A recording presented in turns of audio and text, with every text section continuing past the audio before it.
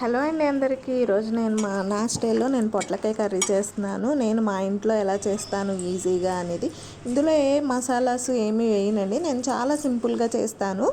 చిన్నపిల్లలు కానీ పెద్దవాళ్ళు కానీ ఇష్టపడని వాళ్ళు ఉంటారు కదా, వాళ్ళ దగ్గర ఈ ట్రిక్ ట్రై చేయండి. నేనైతే మా ఇంట్లో ఈ కర్రీ చేస్తున్నానని చెప్పకుండా చేసేసి నేను డైరెక్ట్ పెడతాను. అలానే మీరు కూడా ఈ కర్రీ చేస్తున్నానని చెప్పకుండా డైరెక్ట్గా చేసి పెట్టండి. ఖచ్చితంగా వాళ్ళకి నచ్చుతుంది, డెఫినెట్గా షూర్. ఒకసారి ట్రై చేయండి డెఫినెట్గా. నేనైతే పాలు పోసి చేస్తాను. నా ఫేవరెట్ డిష్లో ఇది కూడా ఒకటండి.